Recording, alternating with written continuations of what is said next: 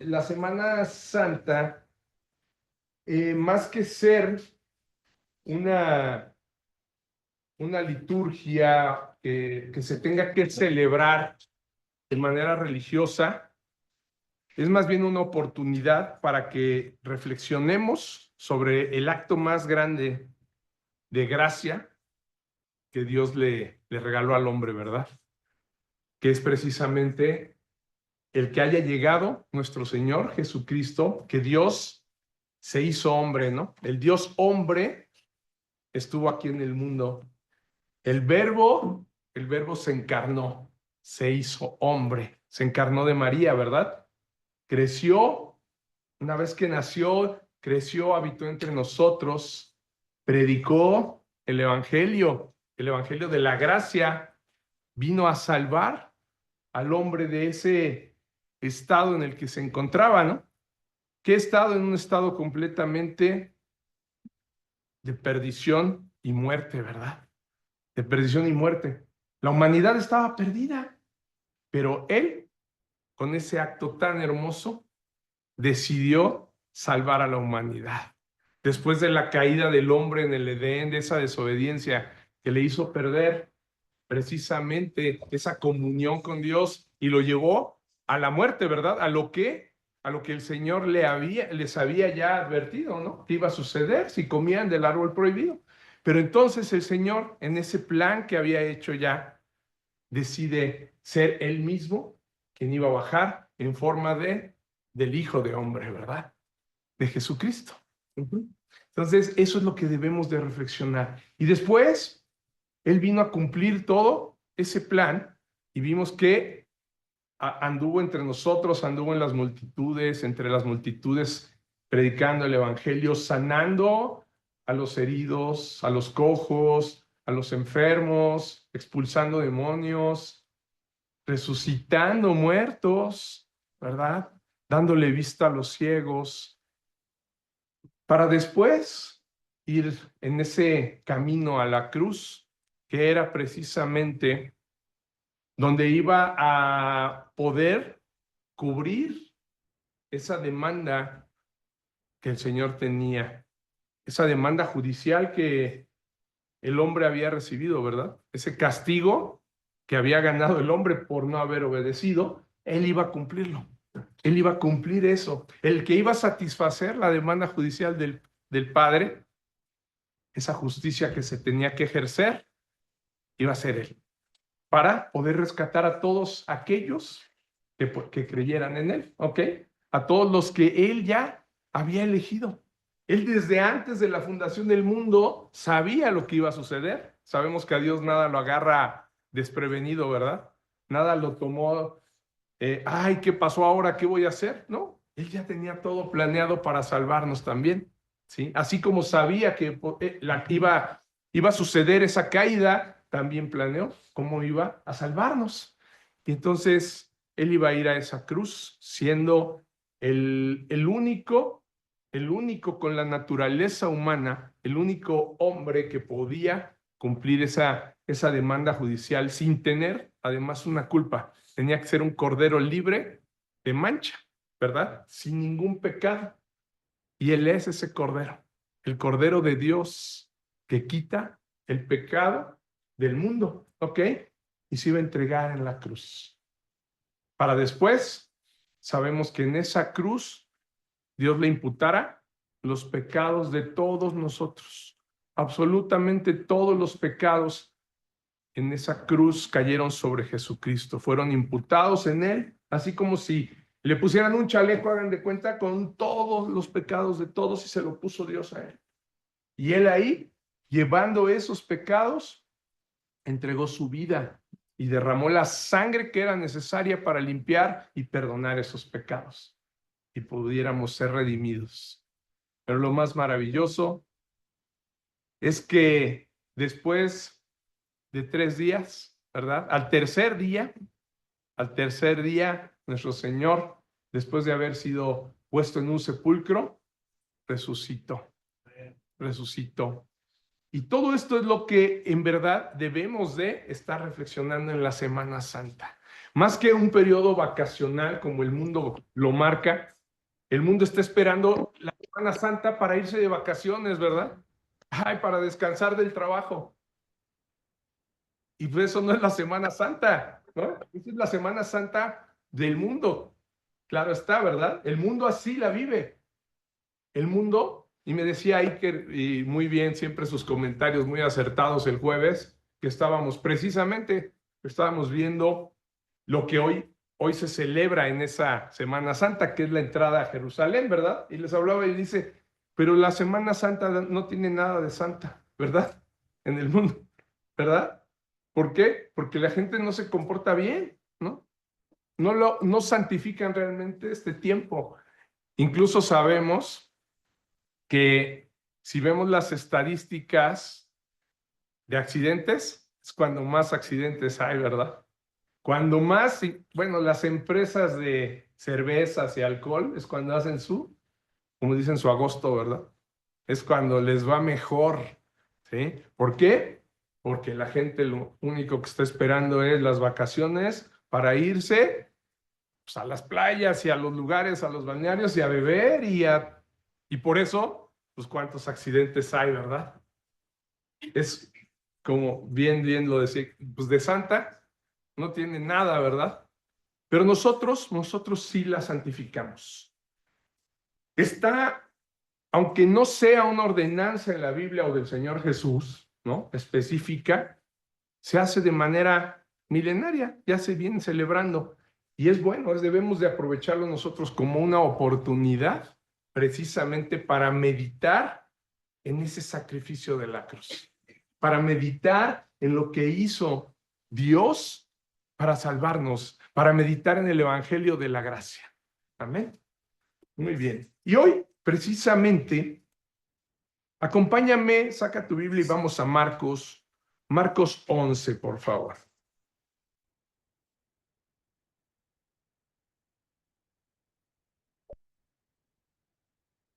Me gustaría que lo viéramos. Sabemos que esto está en los 4 evangelios. Lo puedes encontrar en Mateo, lo puedes encontrar en Marcos, lo puedes encontrar en Lucas y en Juan. Por supuesto, pues es un evento muy importante que los 4 evangelios lo registran, ¿verdad? Sabemos bien que cada uno con su propia óptica y su detalle, ¿verdad? Algunos tienen un detalle y otros tienen otro. Pero hoy vamos a meditar, por favor, en Marcos 11, 11 del 1 al 11, ¿ok? Vamos a irlo leyendo. Dice, cuando se acercaban a Jerusalén, junto a Betfagé y Betania, frente al monte de los olivos, Jesús envió 2 de sus discípulos y les dijo, id a la aldea que está enfrente de vosotros, y luego que entréis en ella hallaréis un pollino atado, en el cual ningún hombre ha montado, desatadlo y traedlo. Fíjense cómo podemos ver ahí la obra maravillosa del Señor. Él ya sabía que en esa aldea de enfrente había un pollino ahí que nunca había sido montado por ningún hombre. ¿Cómo lo sabía él? Se han preguntado, imagínense, ¿cómo es que sabía eso? ¿Cómo es que sabía? A ver, hay que silenciar. ¿Cómo es que sabía él esto? Precisamente lo que estábamos hablando, ya lo había planeado, ¿no? Desde antes de la fundación del mundo. Todo lo que nosotros vivimos, amados, cada cosa que nosotros vamos cada día descubriendo en nuestra vida, todo lo que va sucediendo que a nosotros nos sorprende porque no lo sabemos, Él sí lo sabe. Él ya tiene todo así planeado y lo único que sucede es que se van ejecutando sus planes conforme va corriendo el tiempo. ¿Sí? Lo que va a suceder mañana en nuestra vida, Él ya lo sabe.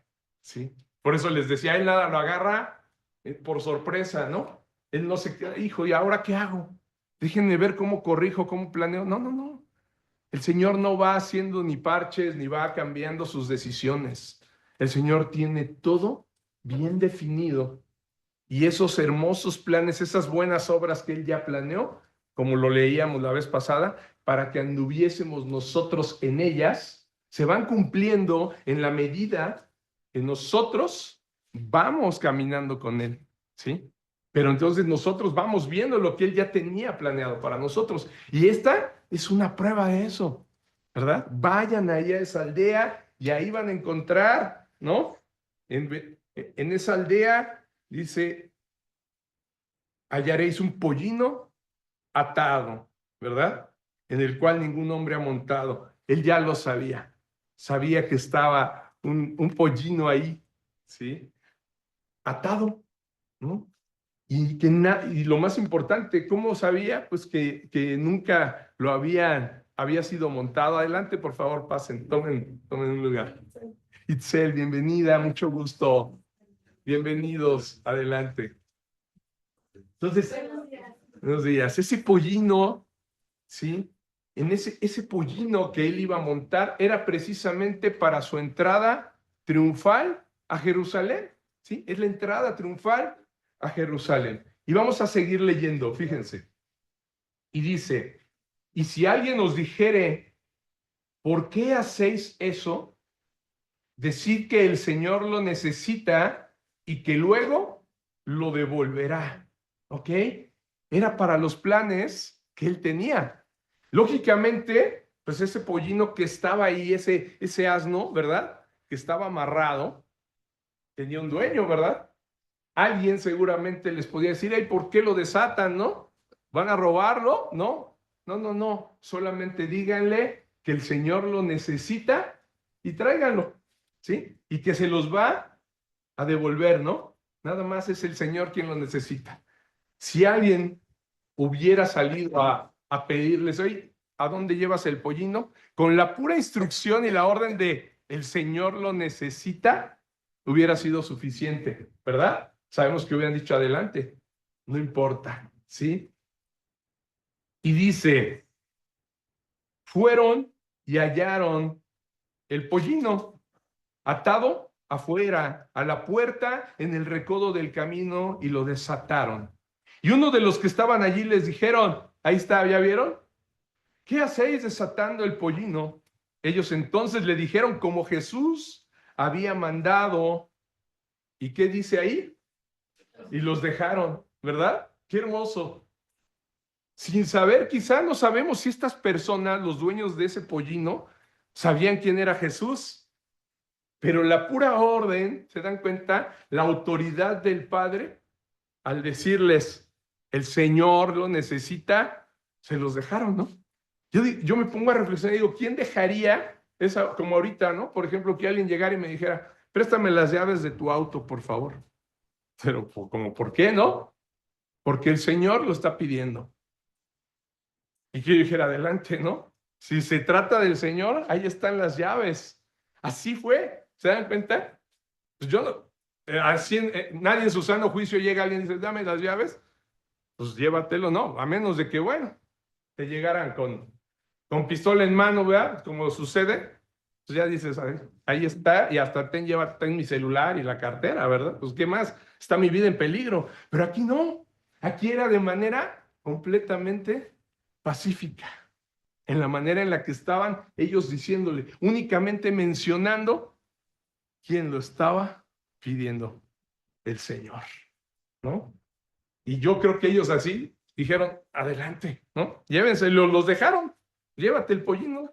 Y confiaron en que se los iban a devolver, ¿verdad? O sea, ni dudaron siquiera. ¿Se dan cuenta?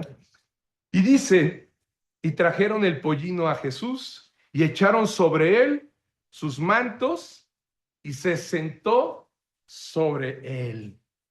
También muchos tendían sus mantos por el camino y otros cortaban ramas de los árboles. ¿Se dan cuenta? Y los tendían por el camino. Y los que iban delante y los que venían detrás daban voces diciendo, Hosana, bendito el que viene en el nombre del Señor. Bendito el reino de nuestro padre David que viene. Hosana en las alturas.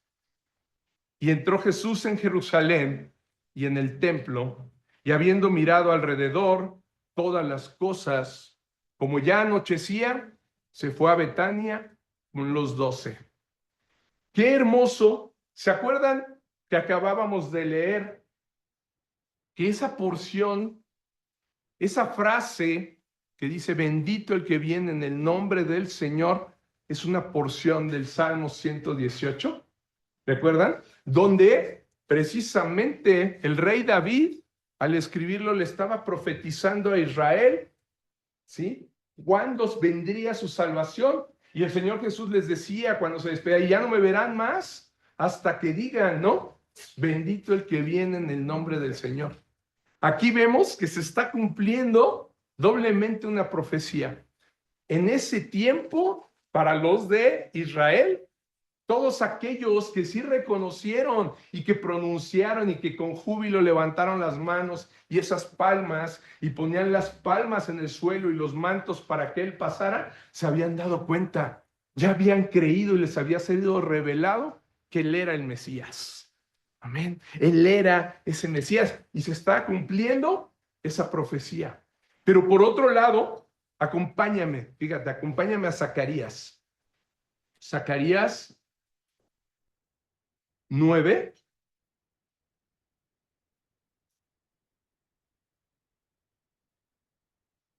Regrésate al Antiguo Testamento a ver qué fue lo que dijo el profeta Zacarías.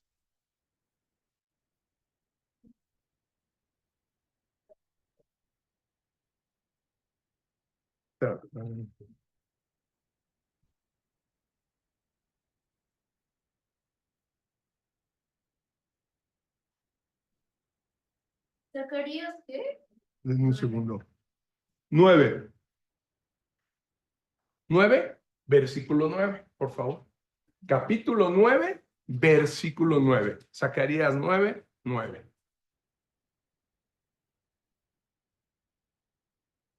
¿Listos? Espera un momento a que lo tenga.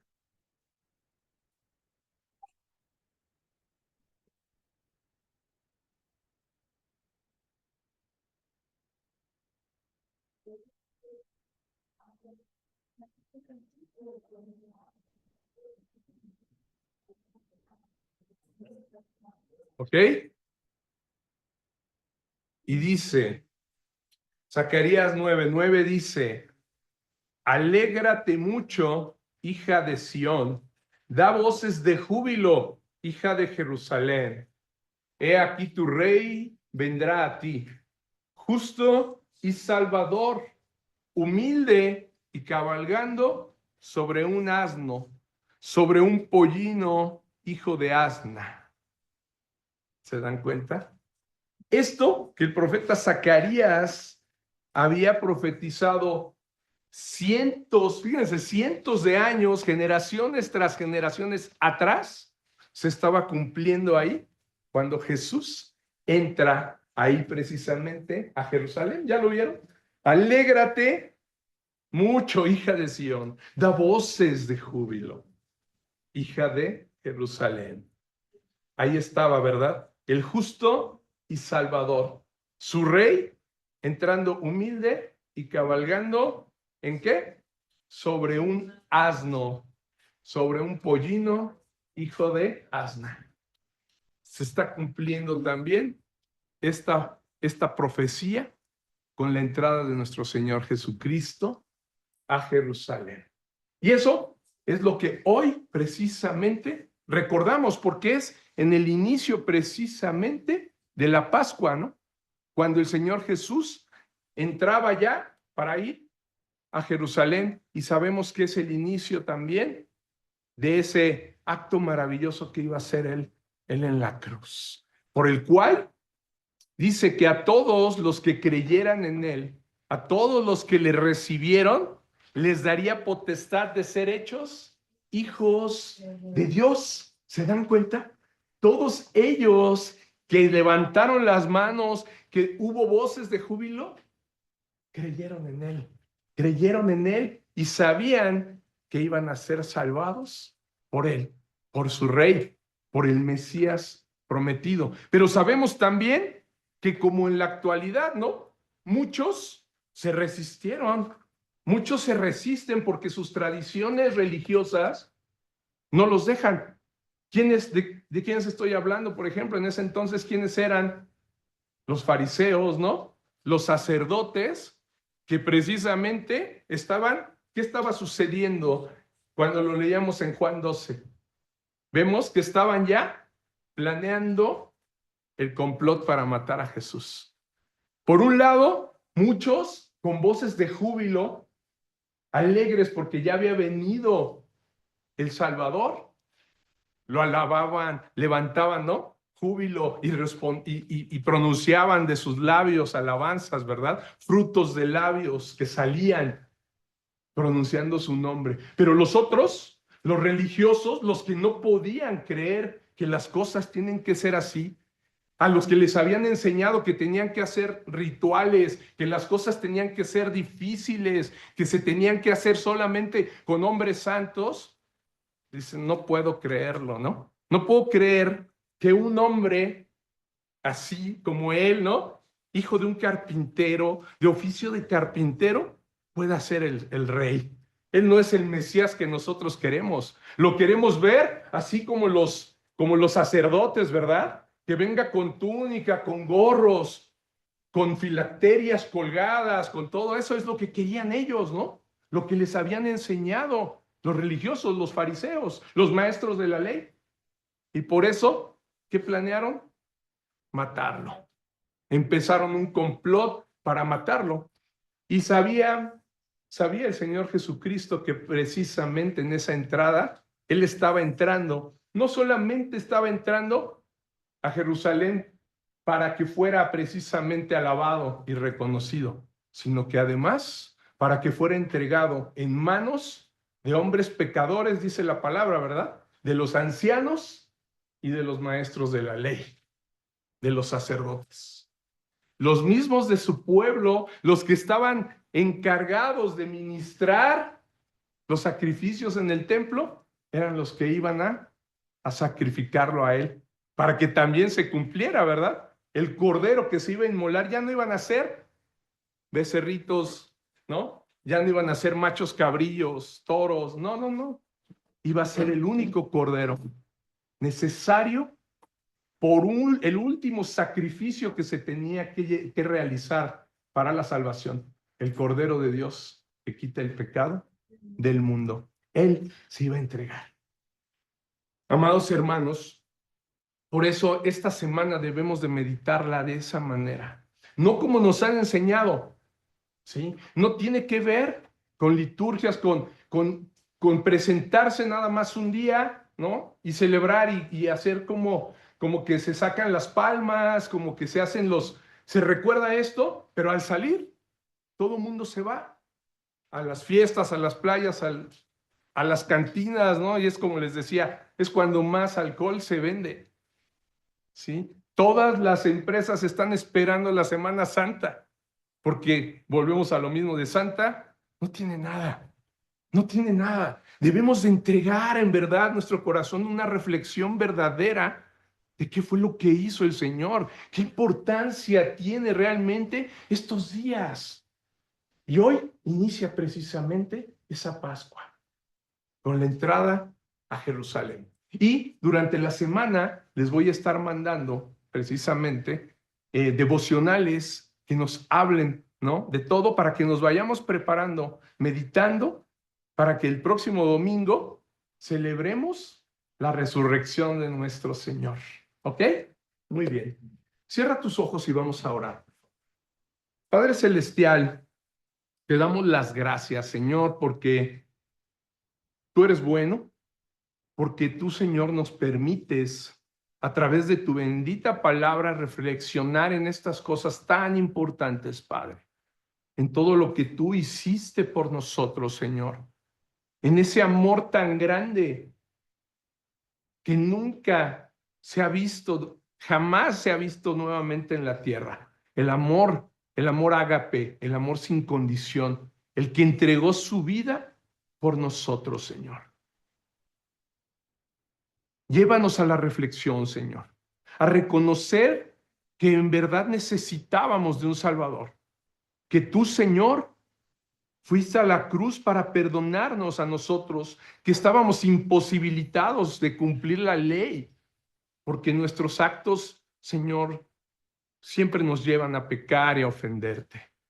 Señor, perdónanos si te hemos ofendido.